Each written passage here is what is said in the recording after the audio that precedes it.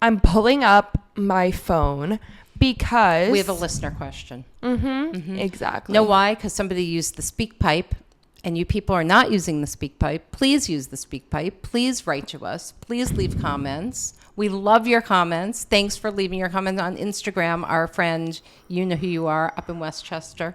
Okay, so I'm reading this one. This wasn't left by voice, but was written in. Okay, no speak pipe. Hi, totally unqualified. I feel like I've been compromising a lot lately, whether it's with my partner or my friends. For example, I went out with my partner and our friends. I was hesitant at first, but I ended up having fun. Not far into the night, I was ready to go home, but she wanted to stay. I couldn't tell if I should just go along with her or if it's okay to listen to myself and then leave.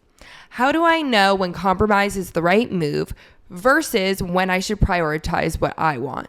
Another example, I always end up going to my friend's apartment, but they rarely come to mine. How do you figure out when it's worth it to compromise and when it's okay to set boundaries? I think that's a really good question. Me too. You want me to go? Yeah? Okay.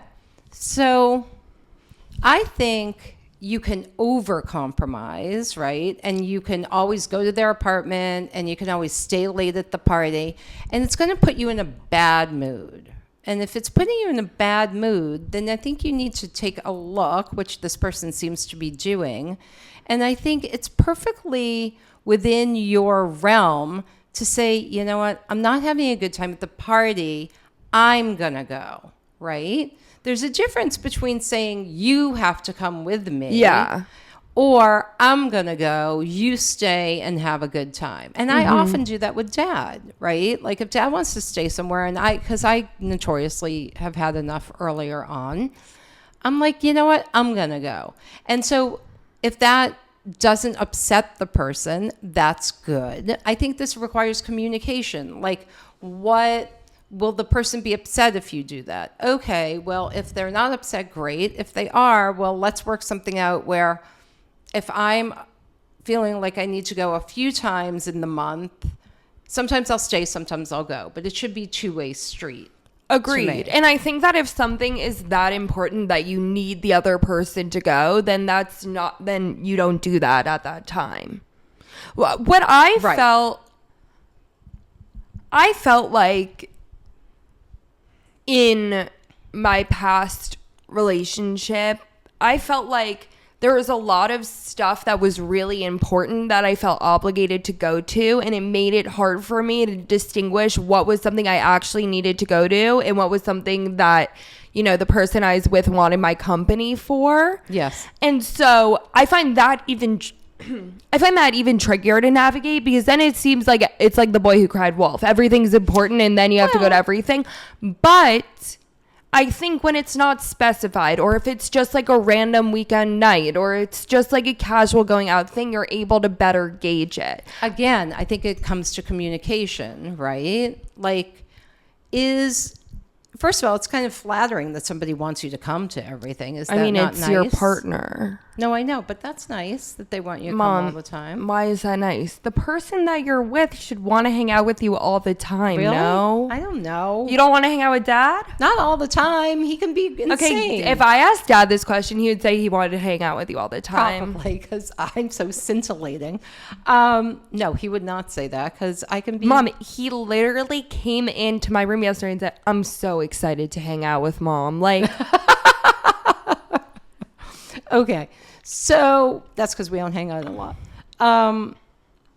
Okay, sorry, did I cut you off? Do you want to keep going? No, I'm just saying that, like, I also think that there is a level of, like, what's actually important that you go to and what you can handle missing.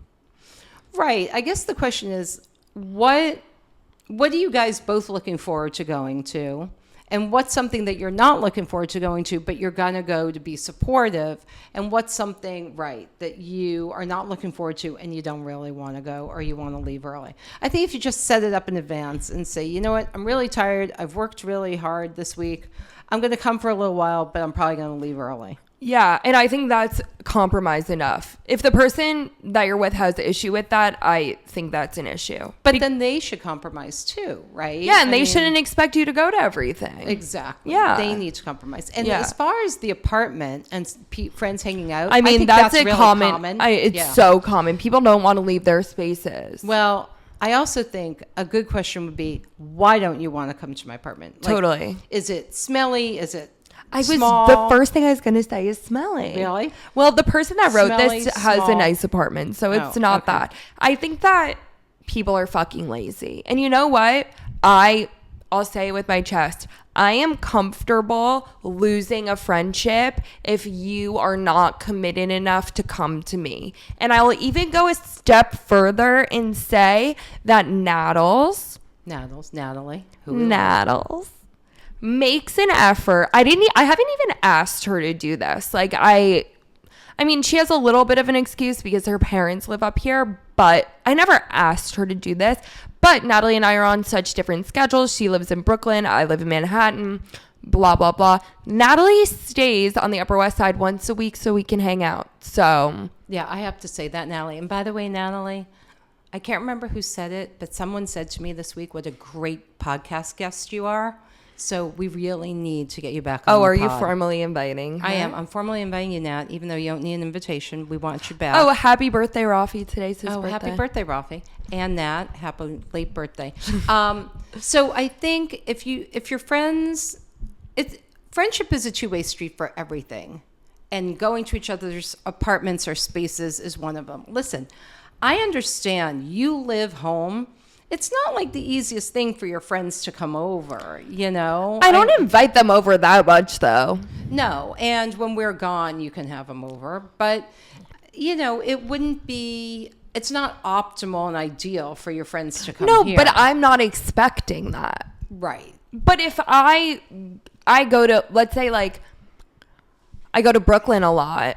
If there was one time where I really was like, I want to see you guys, like, can you come here? Right. And everybody was like, no, it's too far. I'd be like, that's fucking annoying. Yes. I think it's a give and take, always a give and take.